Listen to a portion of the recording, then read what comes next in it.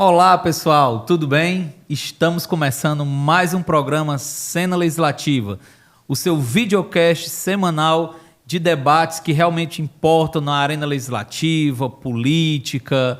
E claro, você sabe que tem que se inscrever, compartilhar, comentar, divulgar esse espaço que é um espaço de fortalecimento democrático. E aí, para a nossa temporada 2024, que é uma temporada voltada para discutir e compreender aspectos importantes da política, como as eleições que a gente está prestes a acontecer, nós estamos trazendo convidados especiais que fazem também a cobertura, que acompanham diariamente esse processo. E aí, o meu convidado de hoje é o jornalista experiente, jornalista, blogueiro, apresentador, uma pessoa que tem uma trajetória do jornalismo político conhecida e reconhecida pela população, pelos atores do campo político. E, claro, veio hoje, quero agradecer esse momento, essa acolhida, esse aceite, né? E veio aqui compartilhar um pouco com a gente o seu olhar, seus prognósticos para 2024. Eu tenho a oportunidade de conversar frequentemente com o Erivaldo, leio os seus textos e, sem dúvida, é uma figura que tem um olhar, um enquadramento bem lúcido sobre o jogo político. Então, obrigado, Erivaldo. Eu que agradeço, Cleito. Eu queria me sentir muito lisonjeado pelas palavras, pela acolhida, pela gentileza. Você é uma figura que todo mundo que lida com cobertura política gosta muito. Os veículos, é difícil se abrir um jornal, ir numa TV, num blog, que você não esteja lá. Ou você textualmente, em fala, em voz, ou mesmo alguém que defende uma ideia que está lá nos seus escritos. Portanto, eu fico muito satisfeito aqui pelo convite. Lhe parabenizar pelo projeto. É um projeto que inspira muitos outros. A gente falando aqui antes da gravação, a gente comentava sobre o mercado, o sobe e desce, e a necessidade de projetos desse tipo. Portanto, lhe parabenizo aqui de viva voz pelo projeto Cena Legislativa. E estou à sua disposição. Perfeito, Erivaldo. Erivaldo, eu costumo dizer, tive a oportunidade de comentar algumas vezes, nós estamos tendo uma eleição bastante antecipada, né? Então, assim, a gente pode dizer que a eleição de 2024 começou, na verdade, em 2023, para alguns até no final de 2022, né? Os primeiros lances. E aí nós temos vários movimentos que são muito importantes para a gente pensar 2024. Primeiro, a articulação, pegando aqui a cidade de Fortaleza, que tipo de articulação nós vamos ter no entorno do prefeito Sarto? Você mesmo já colocou nos seus textos, nos seus comentários, esse processo de melhoria da imagem, de ações do prefeito Sarto, que vem sendo registrado nos últimos meses, né, assim, com bastante substância. Nós temos esse movimento, por parte do Palácio da Abolição, também um movimento de orquestrar uma candidatura que seja desse grupo, e a gente poderia ter um terceiro movimento aqui em Fortaleza, que a gente poderia chamar uma candidatura de direita, digamos assim. Seriam esses três polos.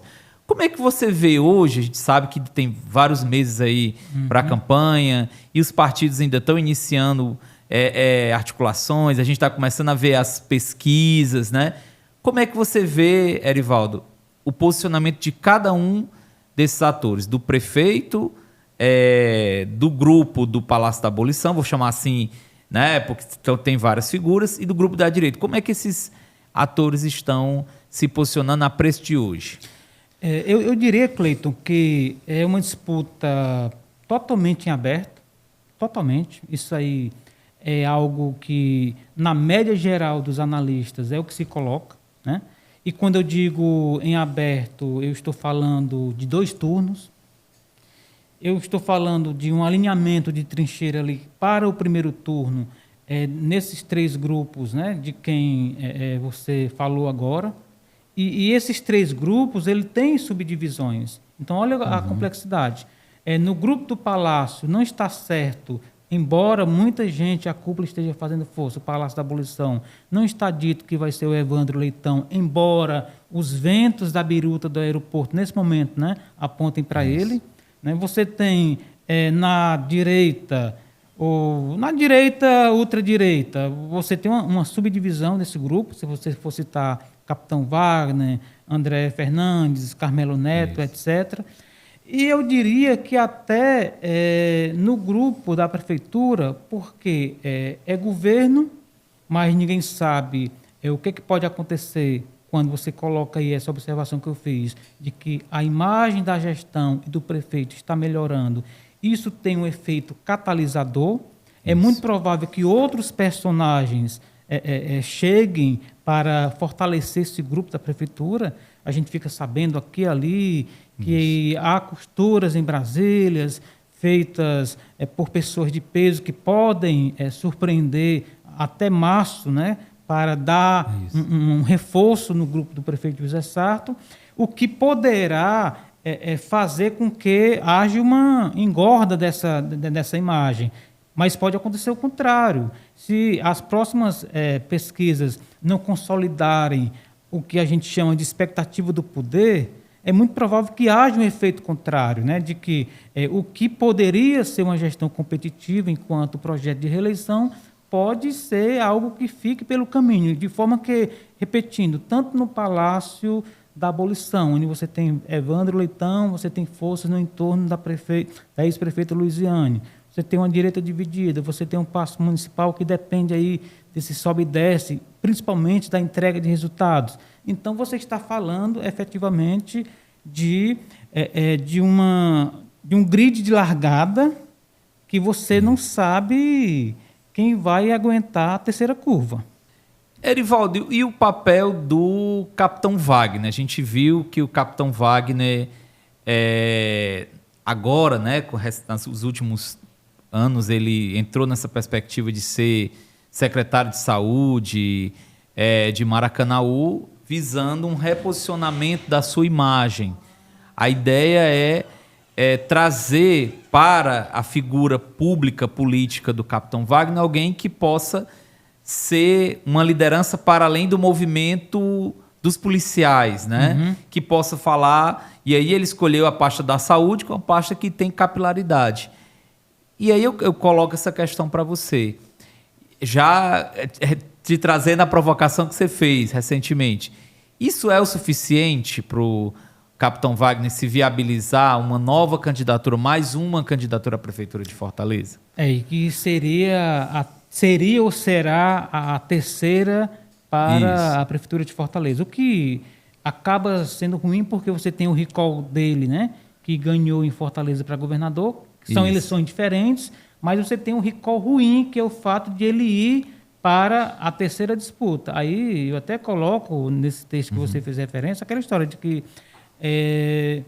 a política é lotada de histórias de eternos favoritos e sempre perdedores. Então, é o risco que ele corre. Então, esse é o primeiro ponto. O segundo é alguém que depois comentando essa tese, essa teoria aí, essa especulação de que essa estratégia de ele ser o secretário da Saúde de Maracanaú poderia agregar valor ao perfil como candidato a prefeito de Fortaleza, algumas pessoas questionaram, dizendo, olha, pode até agregar, mas não candidato a prefeito de Fortaleza, provavelmente para Maracanaú, e esse plano B ou C, dependendo da circunstância, não está descartado, segundo está aí na média geral das especulações de bastidores, né, de ele, na verdade, seguir carreira em Maracanaú. O prefeito de lá, o Roberto Pessoa, bem avaliado, é pré-candidato à reeleição, mas já está numa saúde avançada. Quer dizer, é outra história,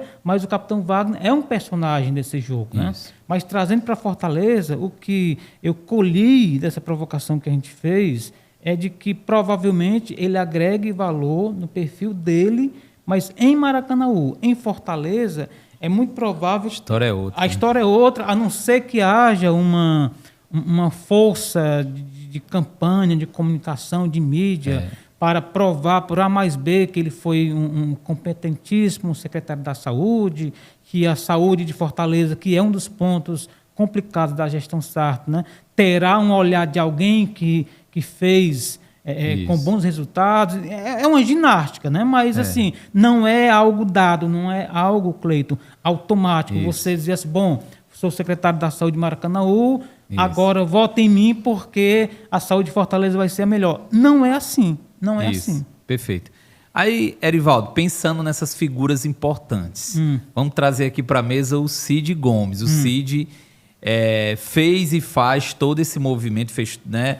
Daqui a pouco vai, pelo que a imprensa noticia, vai ingressar no PSB, né? Ele e não vou dizer nem todo o grupo, porque tem alguns prefeitos e deputados que estão esperando por decisões da justiça e estão vendo cenários locais, que a gente sabe que cada município, já que a gente está falando de uma eleição municipal, cada município tem uma realidade que não pode ser totalmente abarcada por um único partido, né? Então, o Cid ele fez todo aquele movimento para trazer aquele grupo, né, depois daquela ruptura do PDT, para próximo do governo. Qual o papel do Cid? Aí eu estou saindo só do cenário de Fortaleza, estou pensando no Ceará de uma forma geral. Qual o papel que você acha que o Cid vai ter nessa eleição agora de 2024? Né? Porque essa luta dele por unificar o grupo, pelo menos o que sobrou do grupo, é uma luta por continuar relevante no cenário político, né? Mostrando para o Palácio da Abolição, olha, eu estou aqui e eu não posso ser colocado fora do jogo porque eu tenho um grupo que ainda existe. Como é que você avalia o Cid nas eleições municipais? Muito bem. Primeiro, um dado, Cleiton, que passou meio que batido pela crônica política. O Carlos Siqueira é o presidente nacional do PSB. Por que ele recebeu de braços abertos o Cid Gomes? Vai receber? Porque o Carlos Siqueira fez um cálculo pragmático, né? Em 2026, Cid no PSB vai nos dar mais alguns deputados federais. Isso significa mais dinheiro no Caixa Nacional do partido. Assim como fez Valdemar da Costa Neto em relação ao PL, assim como fez o presidente da União Brasil quando botou mola, né, como se fala na linguagem, para eleger a bancada. Então tem esse cálculo nacional. Portanto, à medida em que as lideranças, não vou botar tudo na conta do Guimarães, do José Guimarães, o líder do prefeito Lula na Câmara, mas quando houve a tramela na porta que impediu o Cid ir para o PT, na verdade uma tese que não ganhou tanta força, veio o PSB e puxou o Cid, porque lá em cima o Carlos Siqueira diz, bom, o Cid no PSB eu vou trazer aí alguns nomes comigo para a bancada, a futura bancada de federal. E pegando aqui da bancada de federal, a gente vai aqui para o Ceará. Muito bem. Cid Gomes, ele deixou o governo do Estado, foi para o Senado e deixou na cadeira de governador Camilo Santana, que viria a se transformar no maior líder político hoje, né, dos atuantes aqui no Ceará. Sim. Muito bem. O Cid foi para Brasília ser senador e volta para se filiar ao PSB, hoje presidido por Eudoro Santana, pai do senador, do Camilo.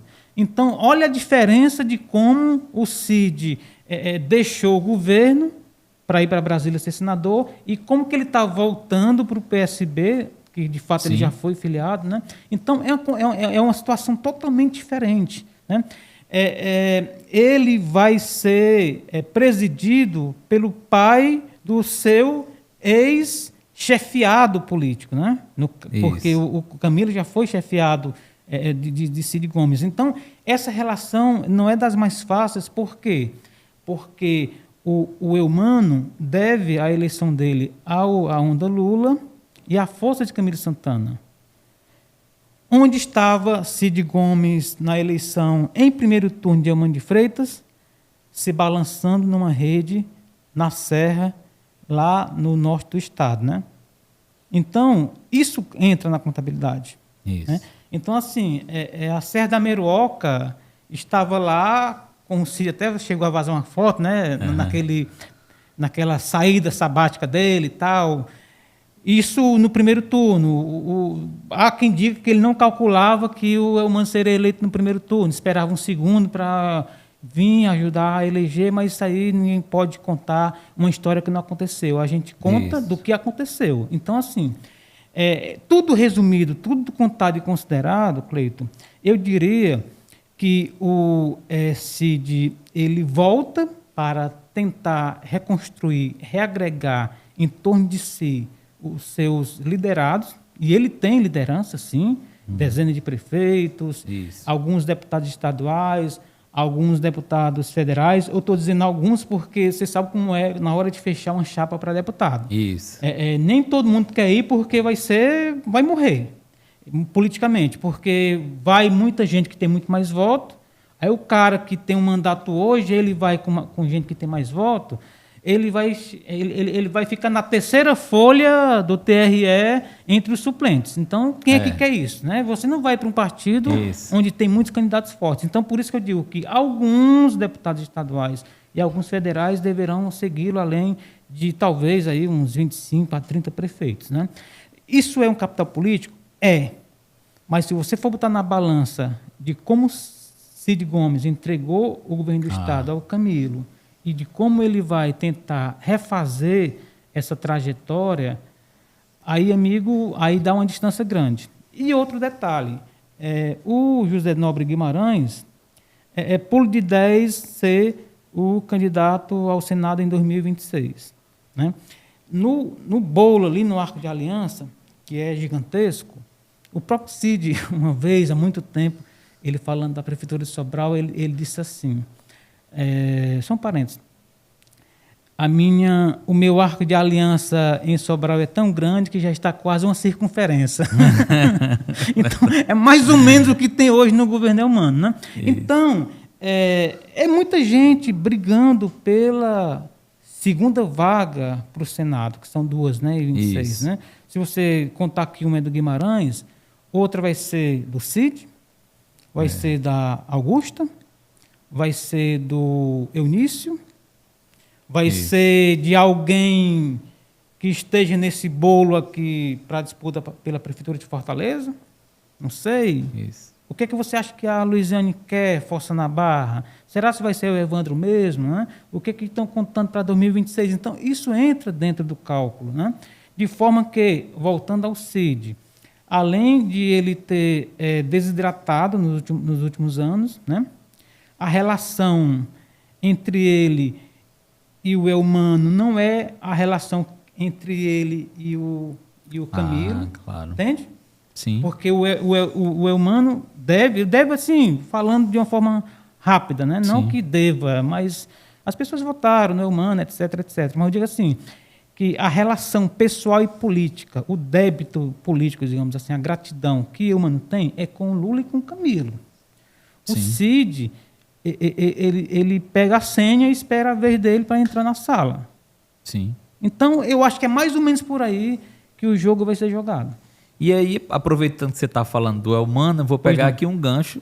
A gente sabe que a eleição de 2024 ela é o prenúncio para 2026. É muito importante para o governador em vias de reeleição, em busca da sua reeleição. Provavelmente, Elmano vai buscar reeleição. É importante para ele ter um capital político, principalmente nos maiores colégios eleitorais, ter aliados garantidos nos principais colégios eleitorais. E aí a gente pega a região metropolitana de Fortaleza, a gente pega a região metropolitana do Cariri e algumas cidades como Iguatu, Itapipoca, Sobral, Aracati, né? Você pega um Quixadá, alguns municípios que tem um destaque eleitoral. Exato. E aí, até agora, esses últimos dias eu escrevi sobre isso, qual o papel, como é que você vê, tendo em vista a conjuntura, né? Como você bem mesmo destacou, o Elmano foi eleito dentro dessa estratégia do Ceará 3 vezes mais forte, né? São muito empurrado pela imagem pública extremamente popular do Lula e do Camilo, que deixava até pouco espaço para o Elmano se apresentar. Né? Ele era aquela estratégia de marketing que foi avassaladora, né? Pegando a onda Lula.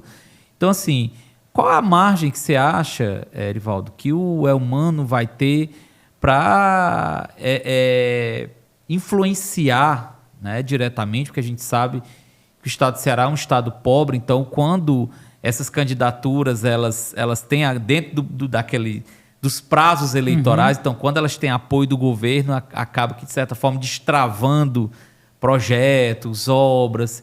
Então, assim, e claro que a gente está falando do mundo da política, é do interesse do governo do estado ter aliados numa situação de vantagem. Como é que você vê? Você acha que o Elmano consegue, agora em 2024, ter margem para se colocar nessa disputa? Porque eu vejo o perfil do Elmano, se você discordar, a gente debate também isso, eu vejo o perfil do Elmano diferente do Camilo, né? O Camilo é aquele perfil que eu costumo dizer assim, muito mais mineiro, né? Parecia aquele... várias pessoas conversam e cada um ele não quer ficar mal com ninguém, vai ali, de certa forma, colocando... quando é algum problema, jogando mais para frente, tentando conciliar. O Elmano não. O Elmano, até pelo histórico dele, de militante e de advogado dos movimentos sociais, ele tem um perfil mais incisivo, né? Ele é mais enfático na ação política dele. Então, tendo em vista essa diferença de perfil, por mais que seja continuidade, existe um perfil diferente. Qual é a margem, como é que você vê o papel do governador Elmano de Freitas nessa disputa que se avizinha? Bom, eu vejo em 3 momentos, né? O primeiro deles é o adesismo que existem de grupos de líderes municipais, ou em mandato, ou querendo chegar, ou querendo voltar, ou não querendo sair, enfim, os prefeitos, os ex-prefeitos, né? Os futuros prefeitos, ali tentando um lugar nesse vagão, né? Digamos assim. Sim. Por quê? Porque é fácil você fazer uma campanha no município em que o presidente da República tem 80%, que o governador, a pessoa do governador ou do Camilo, e aí você soma, chega a 70%, também a 80%, praticamente sufocando ali, o restante vira residual em alguns municípios, né? Eu estou falando de municípios pequenos e médios. Naqueles municípios polos que você citou, a disputa existe, mas também é desigual. Então, esse é o primeiro ponto. Tanto é que, voltando à história do PT e do PSB, tem muita gente assim, bom, X e Y estão do meu lado. Como os dois não podem conviver no mesmo partido, né? Aí cada um foi para uma sigla. Um está no PT, outro no PSB. Então, a gente está vendo isso no Ceará de forma muito clara, né? Esse é o primeiro ponto. O segundo é as condições pragmáticas mesmo. Uma pergunta. O estado do Ceará está com esse colchão, esse lençol tão longo, né, para cobrir todo mundo?